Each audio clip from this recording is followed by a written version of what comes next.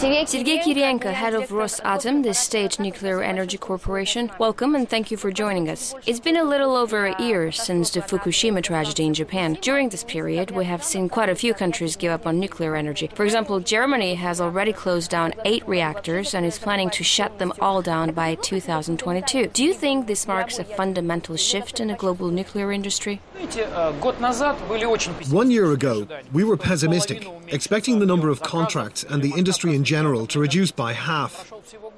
Over the past year, the global nuclear energy market has shrunk by as little as 10%, not more. What accounts for the reduction is European dynamics, Germany in particular, and Japan's suspension of its nuclear activities. In the aftermath of Fukushima, many countries launched new nuclear programs instead of shrinking the ones they already had. This mostly relates to the developing world, but for the first time in many years, the countries that have issued licenses to build new nuclear facilities include the US, which last did it some 2 decades ago. There is also the UK, very conservative and cautious in terms of security. They still endorsed a program to build up to 20 nuclear facilities after the Fukushima disaster. So the global 10% reduction is not that dramatic. Also remember that some countries have old power plants, and in the coming 10 to 15 years, they will need to take them out of production. To maintain the nuclear share in the energy balance by 2030, they will need to build some 320 to 350 reactor units, experts say. This is a really ambitious plan. In fact, we expected the markets to shrink by 50% last year, assuming that as market leaders we would experience a 30% downturn. But in reality, our contracts have doubled. So does it mean that the 10% decrease actually plays into Russia's hands? You know, I wouldn't put it that way. A declining market never fares well for anybody, as it increases competition. It is tougher requirements that have played into our hands rather than the 10% decrease. Over the last year, people have figured out for themselves what happened at Fukushima, and they've realized that there is no irreparable defect with nuclear energy systems. In April, the Japanese government allowed me visit the Fukushima power plant. What impressed me most was not the 4 crippled units, but rather the 2 undamaged ones. Few journalists ever mention that Fukushima Daiichi has 6 reactor units, not 4, but nothing happened to the other 2. What is a vital difference is that the first 4 units have their emergency diesel generators in the basement, where they were simply flooded. The generators for units 5 and 6 are located above the units. That's it. Therefore, the principal conclusion is that there is a feasible solution. However, what the Fukushima tragedy has taught us is that experience is extremely important, and so is an opportunity to physically try out and test new technical solutions. Why do you think we are enjoying higher demand, even though the market in general has somewhat shrunk? Customers have lost trust in blueprints for new projects. They no longer trust promises of quality. They want to make sure it works first. That does indeed play into the hands of Russian industries, because we are the ones who can offer the so-called post-Fukushima solutions for new nuclear power plants. This means that the new type of power plants that we either build in Russia or offer to our customers abroad would have endured the disaster that hit Fukushima in March 2011. Nothing would have happened to them, even if they had to withstand the worst possible earthquake coupled with the worst possible tsunami. Even if there had been no personnel at the power plant at the time, the machinery itself would have ensured absolute safety. So you believe that technological progress can ensure that safe nuclear energy? What's your reaction to environmental activists who so vigorously oppose nuclear energy?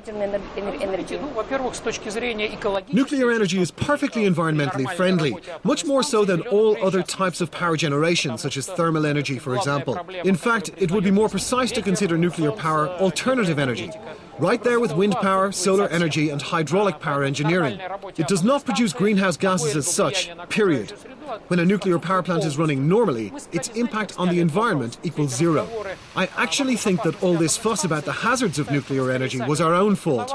We used to withhold technical information on nuclear power plants, and when there is no reliable information, that's when myths emerge. Well, in fact, even the Japanese withheld relevant information on Fukushima in the first days of the tragedy. And I think this was an extraordinary blunder on their part, trying to filter the the information they were providing to the world.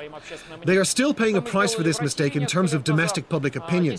What we have done to address this issue in Russia is develop something called an automatic system for radiation monitoring. It stands for a network of sensors that are placed around a nuclear facility, and they keep track of all the environmental parameters and transmit their readings to our company, Emercom, and the IAEA. We have installed these systems at every single nuclear facility in Russia, and 2 years ago, we started displaying these indications on the internet in real time. Any of our viewers may access the website right now and look up radiation indicators for any of Russia's nuclear power plants, up to date, as well as for any date in the past. And that is what has calmed everyone down. There's no way of rigging the system. All its sensors are sealed, and they post their readings on the internet automatically, and that's it. Gone are the myths and the horror stories. We're already developing a new generation of technologies, pursuing the notion of natural safety, the kind of safety that does not require additional hardware. What we need for our nuclear facilities next is a safety system that will be doing its job even if there is nobody there to push a button. Even if the personnel fail to take action, the system should be designed so as to be safeguarded against any possible malfunction all by itself. That is a task for a new generation of nuclear power plants that we're currently developing. Well, considering the kind of technical solutions you have just described, how would you account for Germany's decision to shut down all of its nuclear plants? Was this a decision driven by political pressure? It was certainly politics.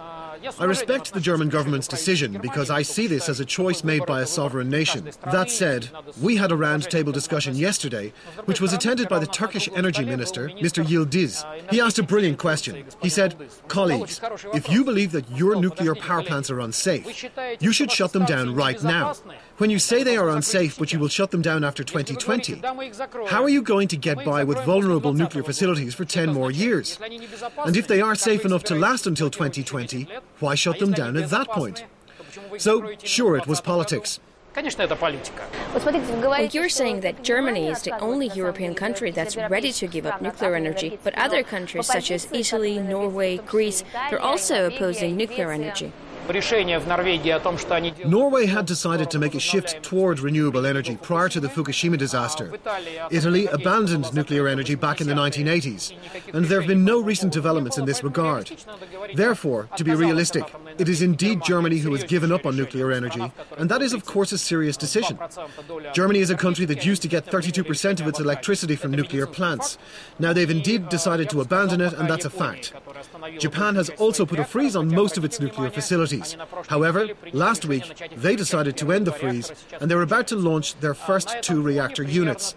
With that in the background, 31 countries have decided either to go on with developing their nuclear energy systems or even to build nuclear facilities for the first time. What we see is strong differentiation, i.e., there will be countries actively developing their nuclear energy programs, like Turkey, which is planning to build some 30 reactor units. China with 74 units. South Africa has just decided to build about 10 units. England is planning to build up to 20 units. So, each country will make its own decisions. As for their rationale, there are several aspects. First of all, it's about expertise. You need to have more knowledge on nuclear energy, and you need the technologies. Germany, for one, can't build a nuclear power plant anymore. If they decided to build one now, they'd have to outsource construction to us, or the French, or the Americans. German industries have been out of the business for nearly 25 years, and they have lost it. So number one is know-how.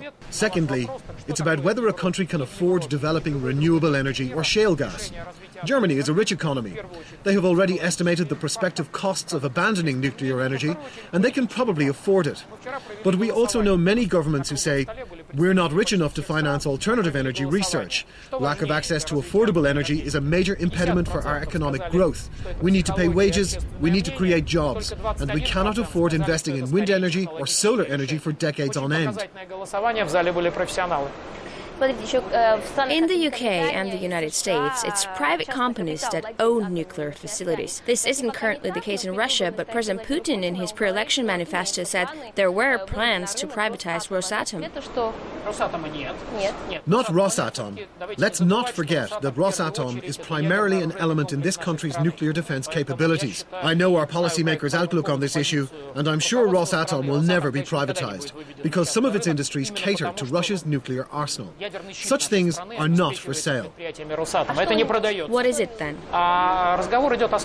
Some projects related to the civilian part of the nuclear industry are already open to private capital, including foreign interests. There are already quite a few private investors involved in uranium mining. Besides, you've mentioned the United States. Well, we're the largest owner of uranium deposits on US territory. Rosatom owns 20% of America's uranium reserves. We're presently mining in the state of Wyoming, for example. This is something you probably couldn't imagine some 3 or 4 years ago. Today, it's a reality. We own a controlling stake in Uranium One, the world's largest corporate owner and miner of uranium resources. 49% of the company is owned by several thousand private investors. Another area where we've opened up is the construction of nuclear facilities. We have a similar situation in mechanical engineering. We don't own 100% of our hardware-producing companies anymore, and we intend to reduce our respective stakes to 51%. And in the long term, once there is perfectly free competition in the industry, I think we would be able to sell all those industrial assets together. But as far as knowledge and technology are concerned, the government should retain a controlling stake. As for nuclear defense-related assets, the state shall keep not just a controlling stake, but 100% ownership of them forever. There is simply no other way. Mr. Kirienko, thank you very much for this interview. Thank you.